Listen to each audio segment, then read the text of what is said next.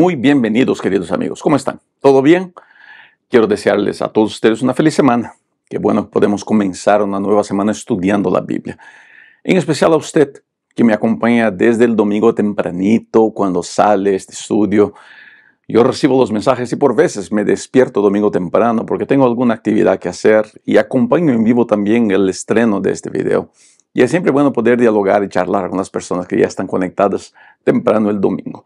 De todo modo, es siempre muy bueno recibirlo aquí en mi canal. Para usted que no me conoce todavía, yo soy Rubén Bullón. Este video es el estudio de la lección de la escuela sabática, lección de número 5, que trae un título y propone una conversación muy interesante. El título de la lección de esta semana es La ira del amor divino. Y el verso para memorizar dice de esta manera: pero el misericordioso perdonaba la maldad y no les destruía. Apartó muchas veces su ira y no despertó todo su enojo. Salmo 78, el verso 38. Mira, la lección de esta semana va a tratar de balancear la conversación entre ira y amor. Esa es una conversación muy interesante porque en el mundo adventista, en el mundo más conservador, religioso, cristiano, la iglesia adventista es por tradición una iglesia bastante conservadora. El hablar mucho del amor y de la gracia genera en algunos el incómodo de parecer que solamente estamos destacando una porción de lo que es el Señor Jesucristo, de lo que es Dios. Y muchos en su incómodo dicen así: sí, Dios es amor, pero Dios es justicia. Como si amor y justicia fueran cosas diferentes. Para nosotros quizás sean diferentes. Pero en Dios, justicia es parte de su amor. Así como ira es parte del amor de Dios. No sé si me hago entender. La ira es parte del amor de Dios. Y es muy importante entender eso. He dicho eso muchas veces en este trimestre.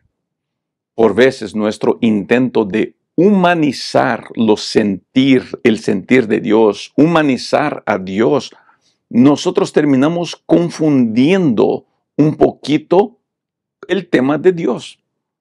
Entonces, ¿por qué estoy diciendo eso? Porque nosotros hablamos mucho de ira. Nosotros, cuando nos airamos, cuando nos molestamos, nosotros reaccionamos comúnmente mal. ¿Cuántos de los que están acompañando este estudio ahora ya no perdieron la paciencia, ya no exageraron, ya no gritaron, levantaron la voz, insultaron? Todo porque estaban muy molestos, muy airados. Entonces, de repente viene la lección y propone de que la ira de Dios es parte de su amor. Entonces, para nosotros es muy difícil entender eso. Y querido, esta semana en este estudio quiero tratar un poquito del tema de qué es la ira de Dios, a dónde se direcciona la ira de Dios. Es importante hablarnos un poquito también de que la ira de Dios no me da a mí el derecho de airarme también. Y que al fin del día Dios me pide que yo confíe en Él a tal punto de que yo permita que Él sea mi ira. Interesante ese concepto. Por eso el estudio de esta semana es bastante interesante. Y quiero invitarlo a acompañar este estudio, a escribir en los comentarios sus preguntas. Yo leo todos los comentarios y trato de contestar las preguntas. Escribe en los comentarios. Quiero desarrollar a partir de esta semana un momento donde voy a estar contestando a los comentarios que dejan aquí con preguntas, ¿está bien? Probablemente va a ser una transmisión en vivo y si usted gusta, todas las semanas quiero estar contestando esas preguntas. Así que escriba su pregunta en relación a este tema en los comentarios y con gusto voy a estar contestando. De paso, esta semana en Estados Unidos, yo quiero dirigirme aquí de manera especial a todos los hispanos que viven aquí en Estados Unidos. Esta semana que pasó el entra un nuevo presidente de Estados Unidos y juntamente con eso entra algo de miedo a las personas, a nosotros, pueblo hispano, por las noticias que llegan de deportaciones masivas, persecuciones, redadas. Permítame un consejo, que es el consejo que he dado en todas mis iglesias, que es el consejo que doy a todas las personas que me preguntan sobre el tema. Es muy importante no generar pánico desnecesario. ¿Está bien? Es muy importante eso. Las órdenes firmadas por el nuevo presidente de Estados Unidos son muy puntuales. ¿Qué quiero decir con eso? Son direccionadas a un grupo muy específico. No son órdenes de deportación de todo el mundo, de toda la gente, de todos los hispanos que estamos aquí, o de otras nacionalidades, de otros idiomas que están aquí y que no tienen documentos legales en Estados Unidos. Los medios sociales, las opiniones, los chismes entre los grupos de WhatsApp por veces generan miedo y acaban agarrando noticias fuera de contexto y poniendo esas noticias como algo que será verdad. Entonces, mi recomendación es, tengan mucha tranquilidad, ¿está bien? Tengan mucha calma al leer noticias. Recomiendo ir al sitio de la Casa Blanca a leer cuáles son esas órdenes para que usted tenga un poco de tranquilidad en relación a estos temas que están llegando con la entrada de una nueva presidencia aquí en Estados Unidos. ¿Está bien? Es muy importante que nosotros, seguidores de Cristo, seamos el punto de equilibrio en esta conversación. Que nosotros seamos el punto de balance en todos los niveles, incluso en las conversaciones políticas. Me preocupa mucho cuando yo veo líderes religiosos defendiendo el extremo de un lado o el extremo del otro lado.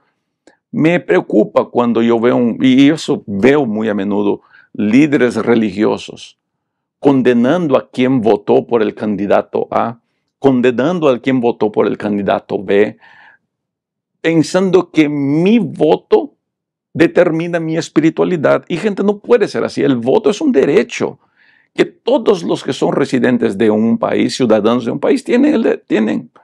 Es un derecho que uno como peruano, brasilero, mexicano, salvadoreño, pues tenemos el derecho de ejercer nuestro voto. Y en quién vamos a votar es una cuestión muy personal. Pastores no tenemos que meternos en ese rollo. Pastores no tenemos que dar nuestra opinión de quién votar y quién no votar. Eso es una decisión suya. Pues cuando yo veo líderes de iglesia, dicen, no, porque si usted votó en este, usted no es seguidor de Cristo. No, si usted votó en este, usted... Yo no voy por ese camino. Yo voy por el camino del equilibrio. Recomiendo tener mucha paciencia, mucho equilibrio con esta conversación. ¿Está bien? Quizá más adelante, si las cosas se desarrollan diferente, yo vuelva a hablar más sobre ese tema. Pero vamos a seguir hablando sobre la ira de Dios como parte de su amor.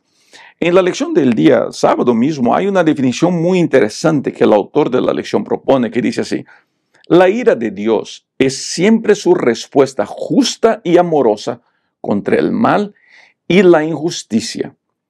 La ira divina es una justa indignación motivada por la bondad y el amor perfectos y busca el bienestar de toda la creación. La ira de Dios es simplemente la respuesta apropiada del amor al mal y a la injusticia. Y queridos, es muy importante entender que la ira de Dios no es direccionada a personas. Y por favor, siga conmigo aquí para entender este concepto. La ira de Dios no es direccionada a mí o a usted porque pecamos. La ira de Dios, por lo que entendimos de la lección y por los conceptos bíblicos, siempre se dirige a las cosas más que a las personas. La ira de Dios en la Biblia es muy común en contra de las injusticias contra las personas. Por eso que la Biblia hace muchas crea muchas reglas y Dios dio eso al pueblo de Israel. Crear reglas para la protección de aquellos que son más frágiles. En los tiempos bíblicos eran ¿quién? La viuda, el huérfano y el extranjero. Dios propone reglas para la protección de eso y Dios prende su ira en contra de los intentos de atacar a esas personas. Y la ira de Dios no es para atacar, y ese es un punto interesante. La ira de Dios nunca es para atacar al que comete la injusticia. La ira de Dios es siempre para proteger a aquel que está sufriendo la injusticia. Dios no va a atacar a la persona, Dios trabaja con la situación. La ira de Dios es para la protección, la ira de Dios es para el cuidado del ser humano. Dios, la lección de domingo es muy clara al mencionar eso, que Dios no se porta de manera arbitraria, Dios no se porta de manera injusta con las personas. ¿Dónde está la diferencia para con nosotros? Nosotros, nuestra ira comúnmente es contra personas. Nos molestamos con alguien más que con lo que ese alguien hizo. Atacamos muchas veces a la persona más que a las acciones de esa persona. Y ese es un problema. Muchos hablan de la ira de Dios como si Dios fuera un Dios tirano que quiere atacar a aquellos que se portan mal. Cuando yo cometo un pecado, el único o mayormente, el único que es afectado soy yo mismo. Entonces la ira de Dios no se prende en contra mí porque yo pequé conmigo y ahora Dios me va a castigar. La ira de Dios se va a prender para proteger a una persona que yo quisiera, que quizá yo esté haciendo daño. Es muy importante entender los caminos por donde la ira de Dios va a llegar, los caminos por donde la ira de Dios se va a traducir en las situaciones del día a día.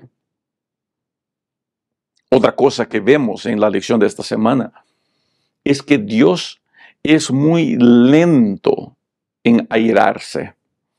Lo interesante de leer es cómo uno aprende palabras nuevas.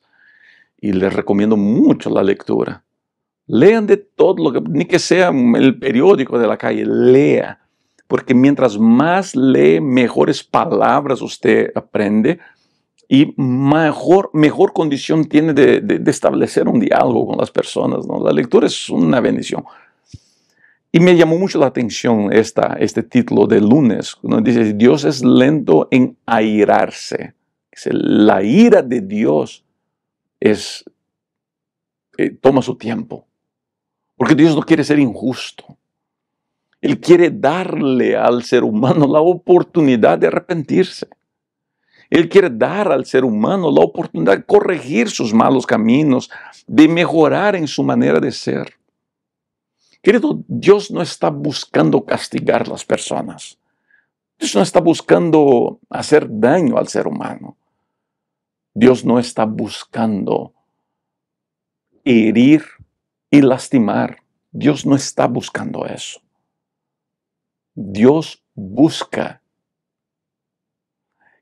que el ser humano se convierta de sus malos caminos, que el ser humano, a través de la influencia del Santo Espíritu, entienda que lo que Él está haciendo está equivocado.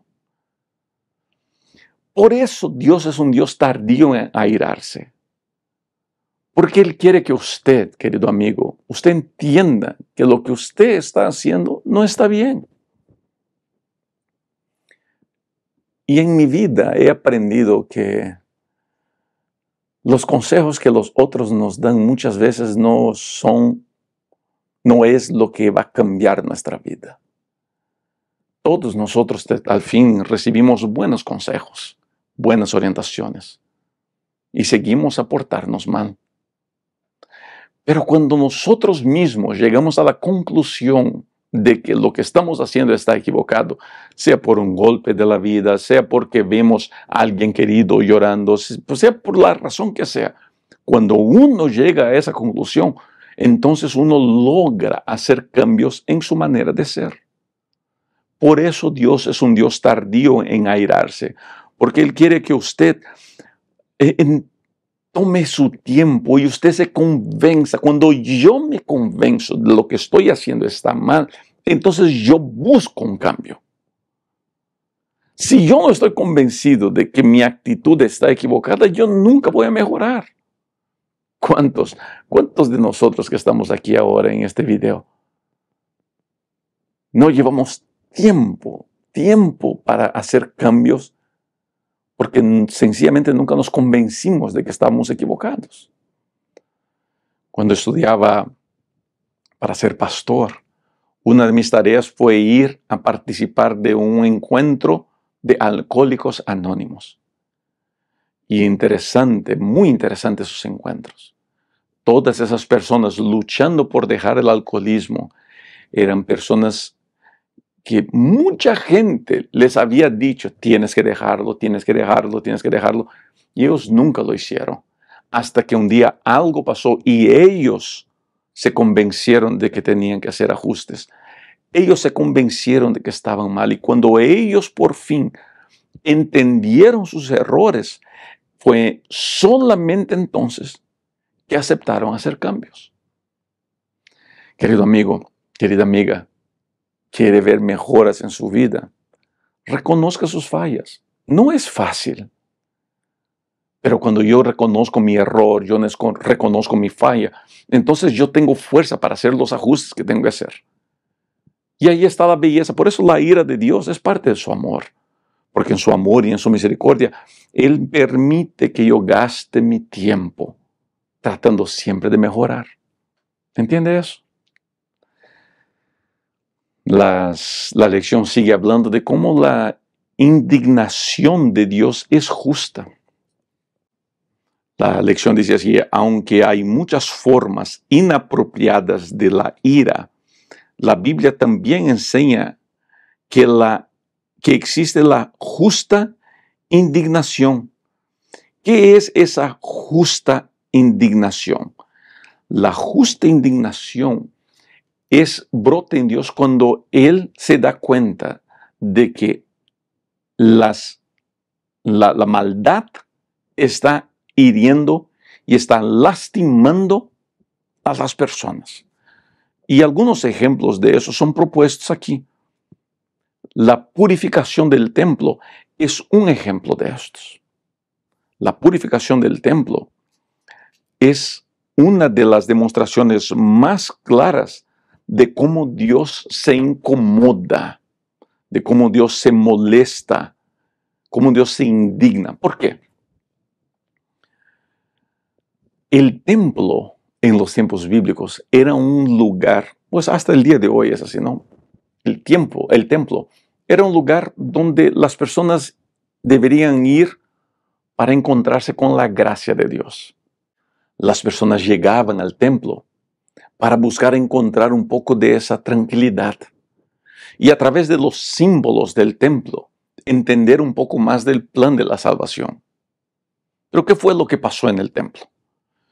Pasó que los líderes del templo comenzaron a pervertir los símbolos del templo. Comenzaron a dedicar más tiempo a sus agendas personales que a las personas y a la necesidad de las personas. Y eso fue un problema y Cristo se airó con eso. Él se incomodó. Y aunque el discurso de Cristo muchas veces era muy fuerte para con los líderes del templo, en ese momento su discurso fue en contra de la violación de lo que esas acciones representaban.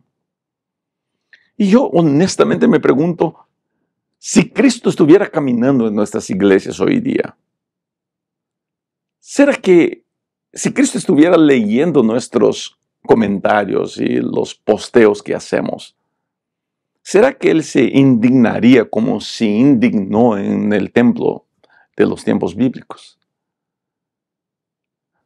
Usted que es líder de una iglesia, permítame la pregunta. Si Cristo estuviera en las juntas de iglesia de su iglesia, ¿Será que Cristo se indignaría? ¿Será que Él se incomodaría? ¿Será que Él daría vuelta a las mesas de la junta de su iglesia? Ya se preguntó eso. Si Cristo estuviera escuchando nuestras conversaciones en los pasillos de la iglesia, ¿se indignaría Él? ¿Son nuestras iglesias lugares para celebrar la gracia, la aceptación, el perdón y la misericordia? Me preocupa bastante como pastor, como líder, como adventista, que la gran mayoría de nuestras indignaciones no tienen que ver con la salvación de las personas y sí con el mantenimiento de nuestras tradiciones. Me preocupa mucho eso.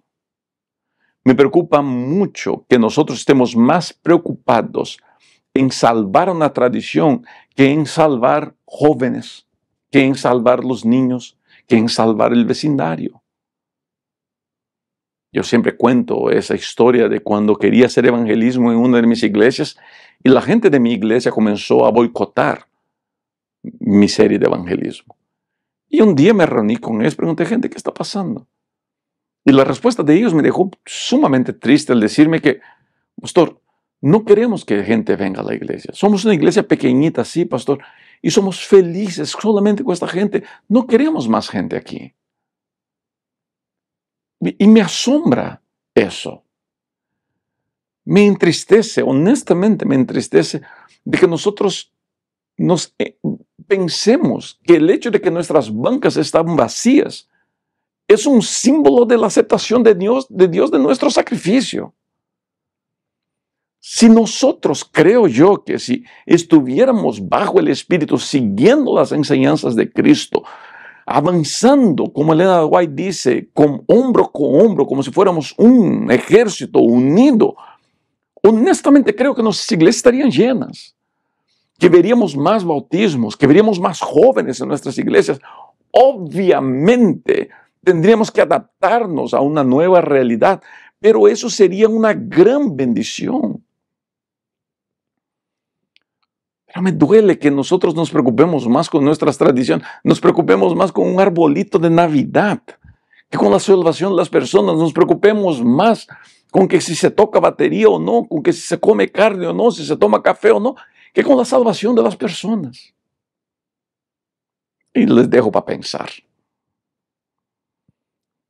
Ahora, cuando hablamos del amor de Dios y de su ira, una de las cosas que queda muy claro es que Dios no se compadece.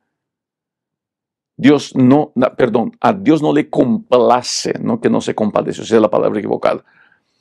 Dios no se complace en mostrar su ira. Aunque Dios dio vuelta a las mesas en el templo, a Cristo no le gustó.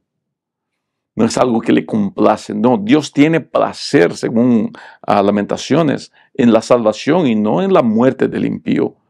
A Dios le gusta ver la salvación de las personas y no su muerte, no su sufrimiento, no su tristeza. A Dios le gusta cuando sus hijos son bendecidos, cuando sus hijos ven victoria.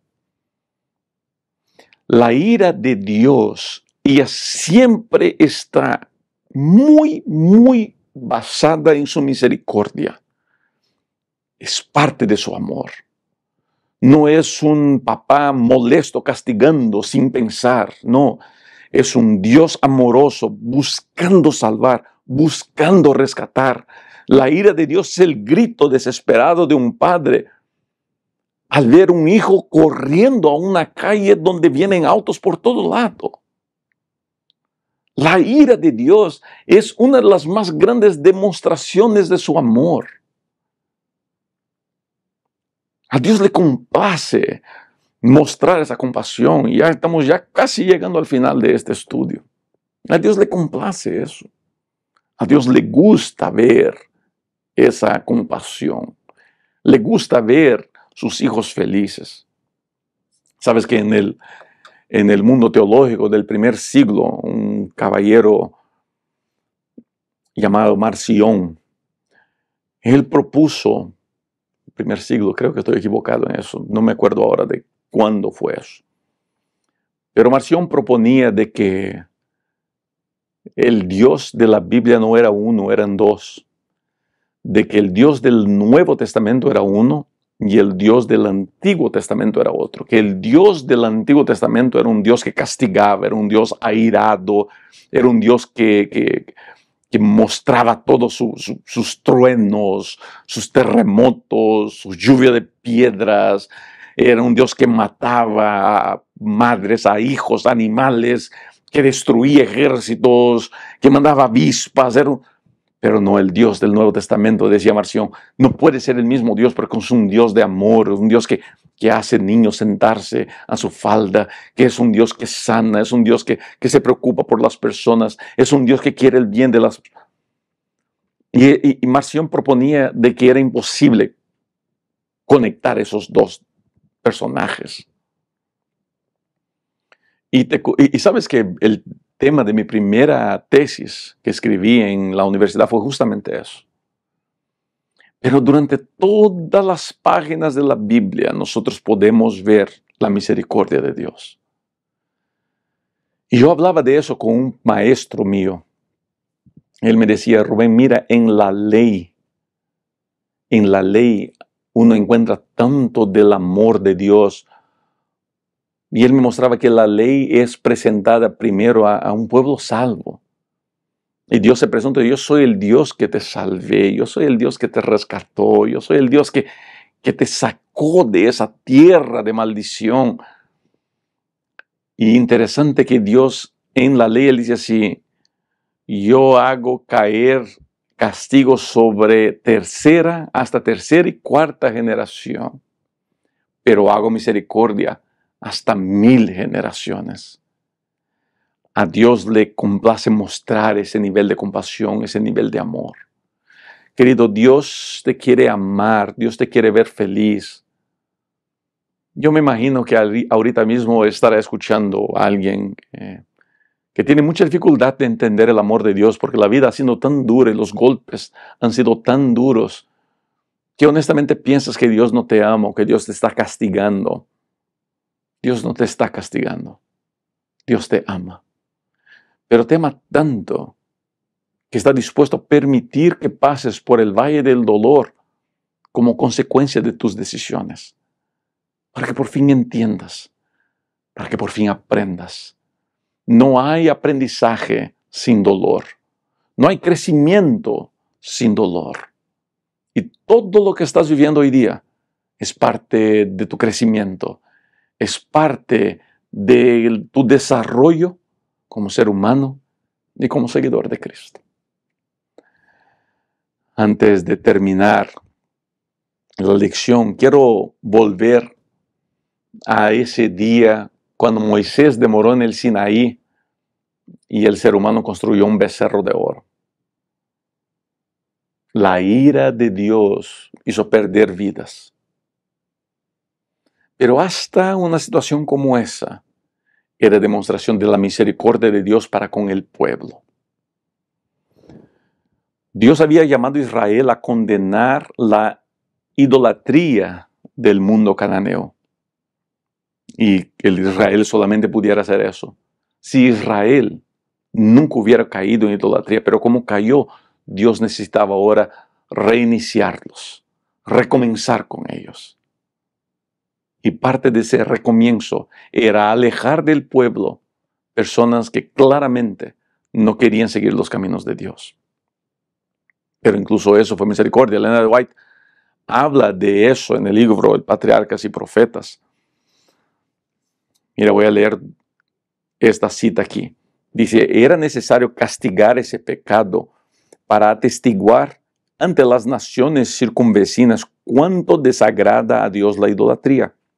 Al hacer justicia en los culpables, Moisés como instrumento de Dios debía dejar escrita una solemne y pública protesta en contra del crimen cometido.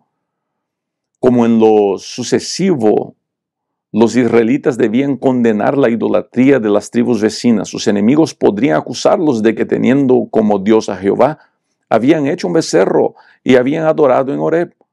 Cuando así ocurriera, Aunque obligado a reconocer la verdad vergonzosa, Israel podría señalar la terrible suerte que corrieron los transgresores como evidencia de que su pecado no había sido sancionado ni disculpado. Interesante cómo Leonard White propone eso. Pero la cita termina: el amor, no menos que la justicia, exigía que ese pecado fuera castigado. Por obra de misericordia de Dios, miles de personas sufrieron para evitar la necesidad del castigo de castigar a millones. Para salvar a muchos, había que castigar a los pocos. Querido, entender a Dios es una misión imposible. Así que tratar de balancear amor, justicia, ira, misericordia, como siendo parte de un mismo sentir, es una misión prácticamente imposible. Por eso, en nuestra relación con Dios, la fe juega un papel muy importante. Yo elijo creer que Dios me ama. Yo elijo creer que su ira es para mi bendición. Yo elijo creer que Dios siempre será justo conmigo. Y yo te invito a tomar la misma decisión, a elegir de la misma manera. ¿Te parece así? Mira, gracias por haber estado conmigo hasta aquí. Gracias por ser parte de mi canal, y si todavía no se registró como miembro, le invito a que lo haga, porque estamos la pasando súper bien en ese canal de miembros. Cuídense bastante.